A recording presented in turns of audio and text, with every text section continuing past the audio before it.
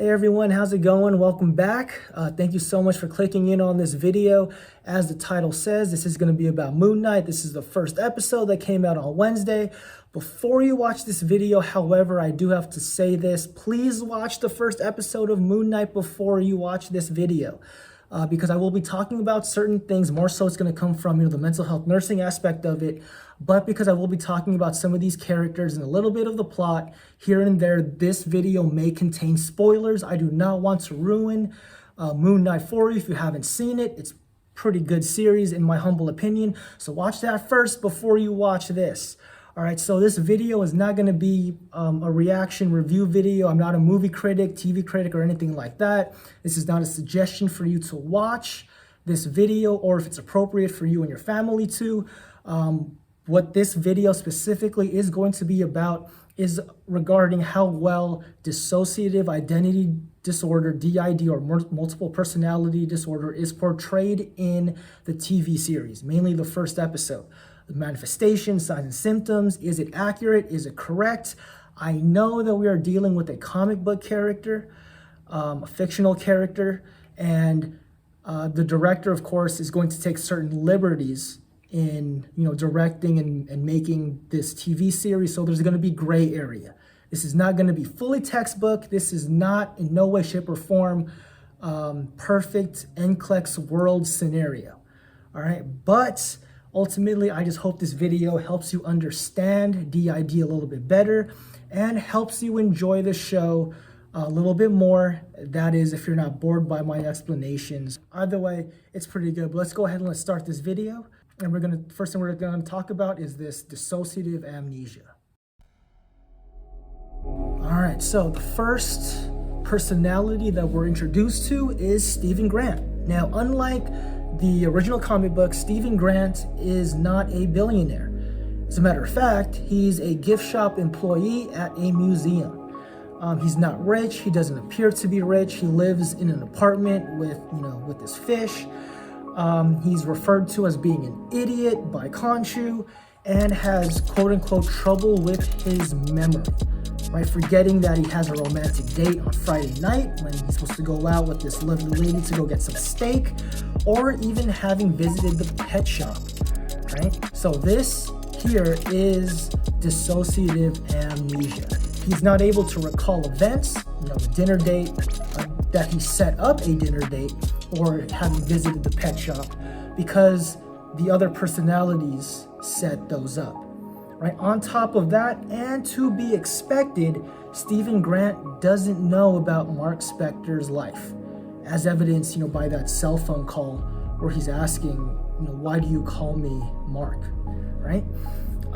One personality won't remember having experienced what the other personalities have experienced or what they've gone through. With that being said, I am glad certain aspects of dissociative amnesia was brought up in the show, and I'm kind of certain, not 100% sure, but we may be seeing more of this as more personalities switch into the show.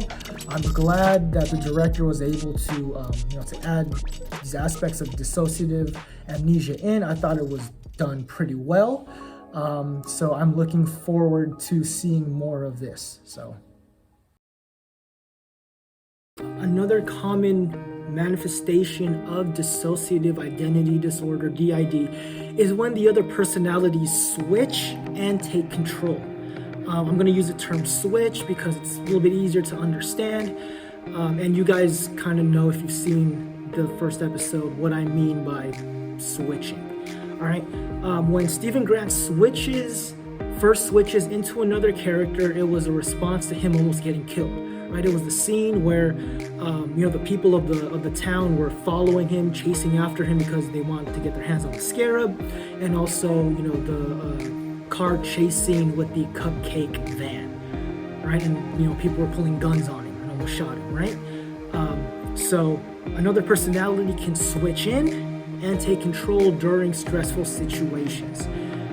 As I said in the previous video that I did, kind of talking about DID as a whole, I said that trauma can cause DID, more so childhood trauma, but we can lump it in as trauma, stress being one of those things. Of course, when someone pulls a gun on you, that's pretty stressful to begin with.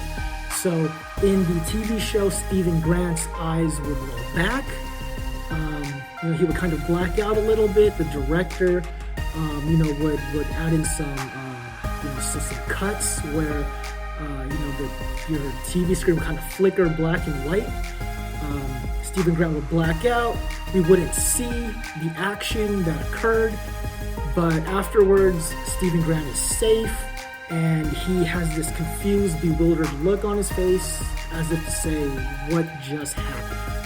Towards the end of the first episode, this is inside the museum bathroom when he's getting chased by an Anubis. He voluntarily switches, and Moon Knight appears, which is really the big anticipation that everyone really wanted to see. Unfortunately, you only kind of see him for about 5 minutes or so. Not a very, long amount of time, but he voluntarily switches here. All right, so the first time when he switches, it was more so the other personality taking over, to protect themselves and make sure that they don't die. Whereas the second one, he voluntarily switches. And I thought this was well done. It kind of reminded me of when someone who has seizure disorder has an aura before they start seizing. At certain parts during the first episode, Stephen Grant is able to hear the voices of the other personalities. And some people who are diagnosed with DID, they're able to hear the other voices of the other personalities, right? Some have likened it to background chatter or background noise. But point is, they can hear the voices of the other personalities. The first voice that Stephen Grant hears, happens when he wakes up in that foreign, country that he's never been before. The voice tells him to surrender the body to Mark. Just to make this clear, this is Khonshu's voice. This is not one of the other personalities. Khonshu is not a personality, but is, the Egyptian god who chose Marc Spector as his avatar.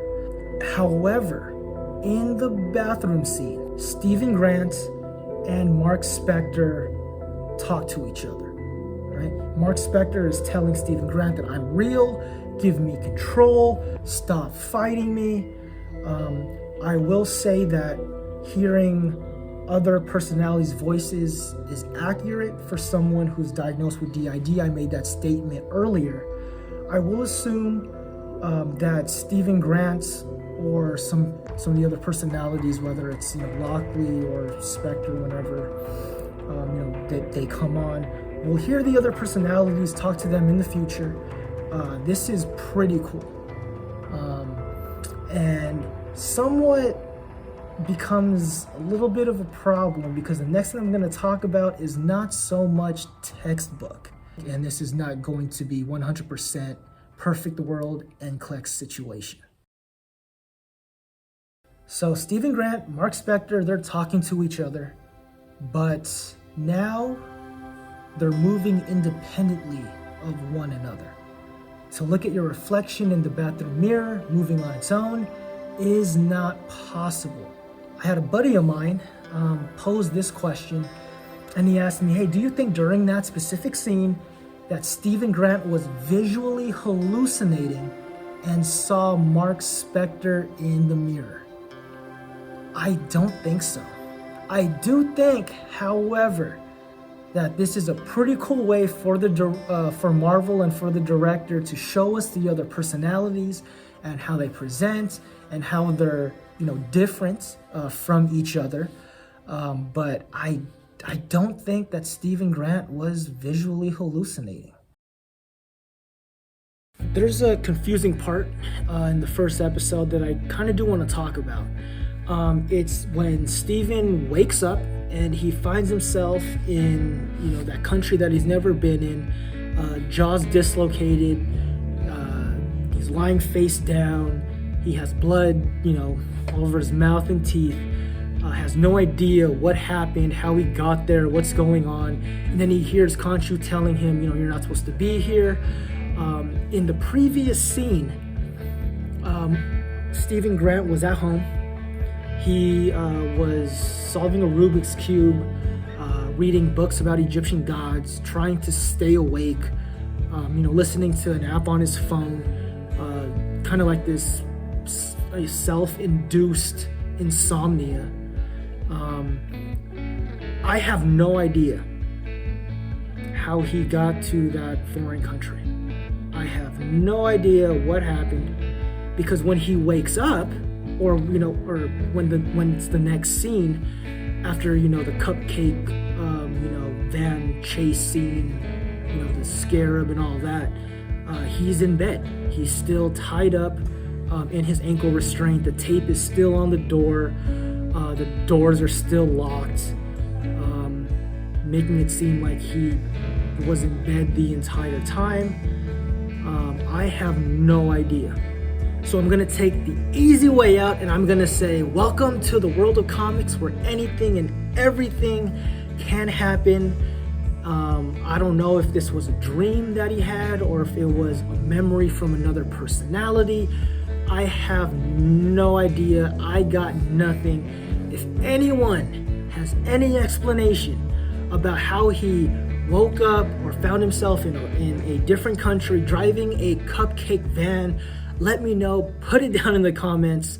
Help me out here. So to end this video, to reiterate some of the stuff that we talked about, we were able to see certain aspects of dissociative amnesia. We were able to hear the voices of the different personalities and see how they interact. I cannot wait for the second episode. So far, the first episode, 1 of 6, seems to be pretty good. I'm enjoying it so far. I can't wait for next Wednesday. I hope you guys are enjoying Moon Knight also. So, of course, in usual fashion, if there are no comments, questions, concerns, or complaints that can be expressed in a therapeutically communicative manner, don't forget to like this video and subscribe to the channel.